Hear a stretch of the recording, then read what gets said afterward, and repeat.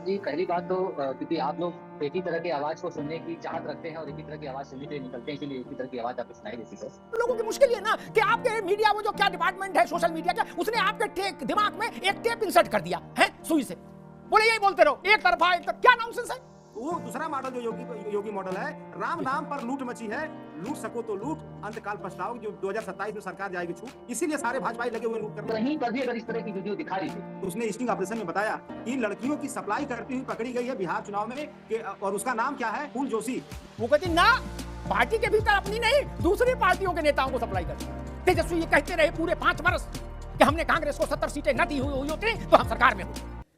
उन्होंने दोस्तों, मैंने एक लाइव डिबेट देखी जो बिहार इलेक्शन के बारे में था, जिसमें उत्तर प्रदेश के नेता योगी आदित्यनाथ और अखिलेश यादव के बीच राजनीतिक टक्कर दिखाई गई।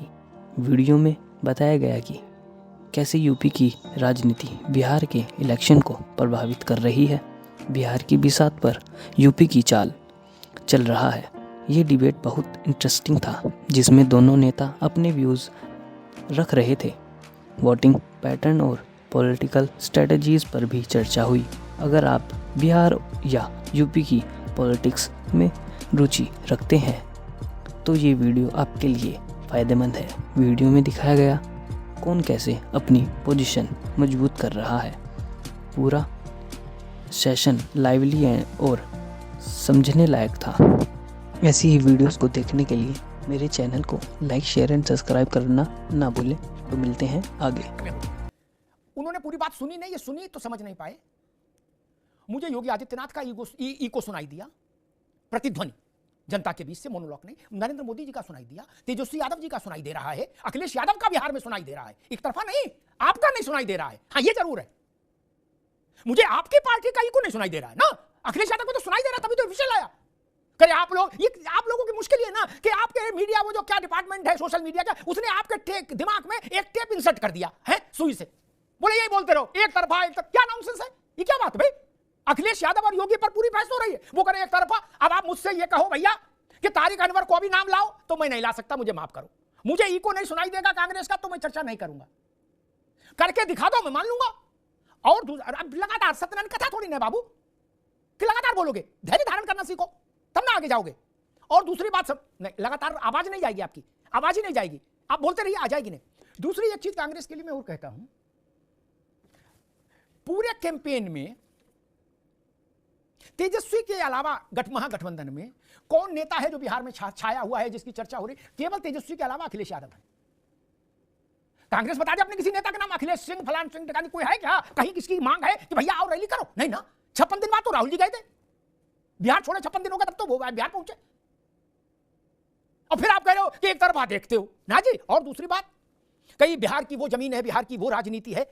हो सकता है हमारा अनुभव आदरणीय राहुल राजभर जी से कम हो, बिहार देखने का उनका ज्यादा हो, लेकिन फिर भी मैं कहूंगा कि 25 साल में 2.5 साल लालू यादव साझे की सरकार में रहे, सरकार का मुंह नहीं देखा इसी बिहार में, तब चुनाव नहीं हुए। 25 साल में 2.5 साल के अलावा तो सरकार का मुंह नहीं देखा ना, तब इसी बिहार ने वोट किया ना।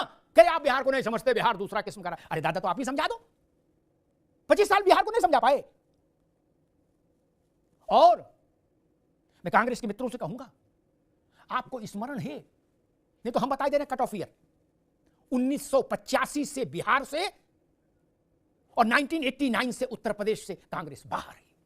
वो दूसरा मॉडल जो योगी मॉडल है, राम नाम पर लूट मची है, लूट सको तो लूट, अंतकाल पछताओगे, जो 2027 में सरकार जाएगी छूट, इसीलिए सारे भाजपाई लगे हुए लूट करने। ठीक है अशोक जी, दोहा अच्छा लाया। शायद इसीलिए समाजवादी पार्टी दुनिया भर में जाने का समय निकाल ली है, मेघालय नागालैंड से लेकर बिहार तक, विदेश लंदन तक। लेकिन बगल में अयोध्या है लखनऊ से 120 किलोमीटर कुल। इतनी अच्छी गाड़ी है कि एक बार एक्सीलेटर पांव रखो, सीधे अयोध्या रुको जाके। गाड़ी भी तो बड़ी वाली है, छोटी मोटी तो है नहीं, वो तो फर फर चलती है। लेकिन वहां का टाइम नहीं है ना। तो एक मॉडल ये भी है, ये भी दिख रहा है। भगवान राम और भारतीय जनता पार्टी एक साथ तो पैदा नहीं हुए ना। भगवान राम था पैदा हुए जब भारत में चुनाव होना शुरू हो गया। आप तो वहां जाना नहीं चाहे आज तक। कहा था प्राण प्रतिष्ठा में नहीं जाएंगे, वो निपट जाएगा, फिर तुरंत जाएंगे। कितना समय बीत गया। अच्छा चलो नहीं गए। एक तारीख और दे देते हैं, 25 नवंबर ध्वज रामलला के मंदिर पर ध्वज पताका की स्थापना होगी, तभी चले जाइए, प्रणाम करिए आइए, राम तो सबके हैं ना। और पीडीए की बात कर रहे हैं अशोक भाई, तो एक बात और जोड़ दूं, आलोक बाबू, नई बात है, राम जी से आपका मेल मिलाप नहीं खा रहा है।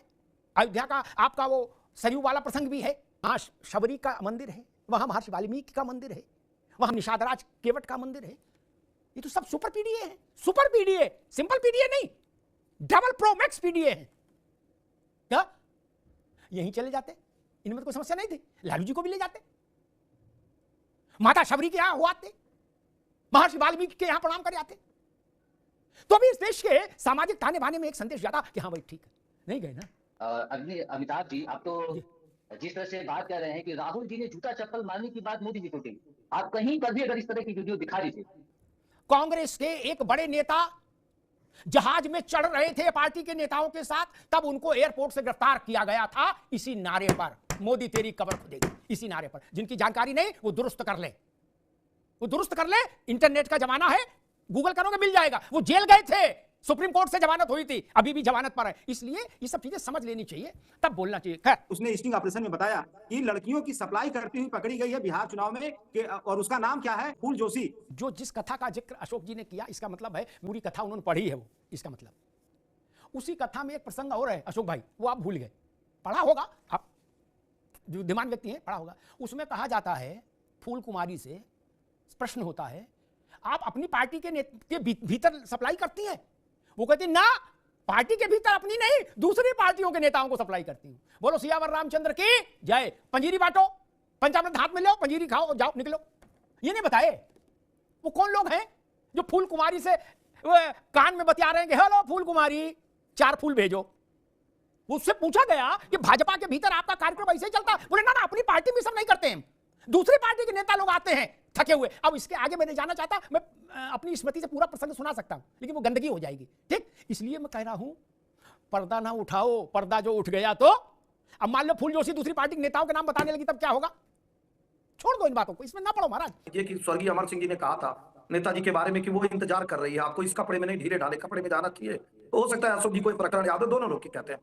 एक बड़ा रोचक बात है, किसी ने भी कही भी थी, शायद एहसन सिंह ने कही थी। 6 अप्रैल 1980 को दिल्ली में भारतीय जनता पार्टी की स्थापना हुई और 1992 में संभवतः मुलायम सिंह जी ने सपा बनाई। कुल 12 साल की छुटाई बढ़ाई है।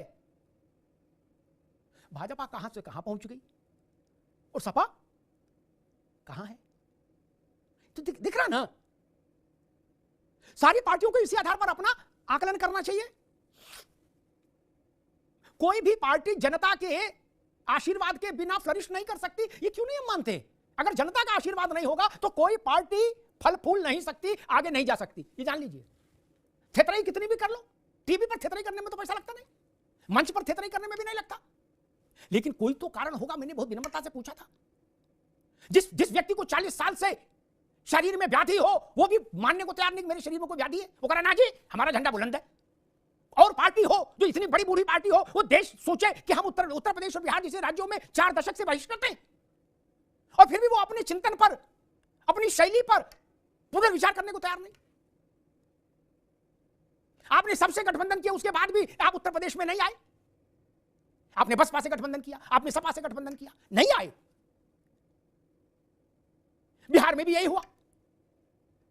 तेजस्वी ये कहते रहे पूरे 5 वर्ष कि हमने कांग्रेस को 70 सीटें न दी हुई होती तो हम सरकार में होते। पिछले चुनाव में, पूरे चुनाव के बाद तेजस्वी कहते रहे, और ठीक कहते रहे। कांग्रेस के उम्मीदवार जमानतें नहीं बचा पाए। मूलतः उत्तर प्रदेश और बिहार कांग्रेस का था, मूलतः वहां से कांग्रेस चली और 85 पर आकर ऐसा लगा कि बिहार के संदर्भ में उसके माथे से राजयोग का टीका मिट गया। 89 के बाद से तिवारी जी अंतिम मुख्यमंत्री थे बिहार उत्तर प्रदेश में कांग्रेस के। उसके बाद से कांग्रेस ने मुख्यमंत्री आवास का दरवाजा नहीं देखा। कोई तो कारण रहा होगा। यह आत्मचिंतन का वक्त भी होना चाहिए। देखते हैं कांग्रेस के लिए भाग्य चक्र क्या लिखता है। लेकिन इतना तय है, बिहार के चुनाव को उत्तर प्रदेश के 2 बड़े चेहरों ने मत कर रख दिया है, योगी आदित्यनाथ और अखिलेश यादव। ये तय है। पूरे गठबंधन में, महागठबंधन में तेजस्वी यादव के बाद सबसे ज्यादा इको अखिलेश यादव का, और पूरे एनडीए में प्रधानमंत्री के बाद सबसे ज्यादा इको योगी आदित्यनाथ की सभाओं का, उनके भाषणों का। अच्छा लगे तो और बुरा लगे तो।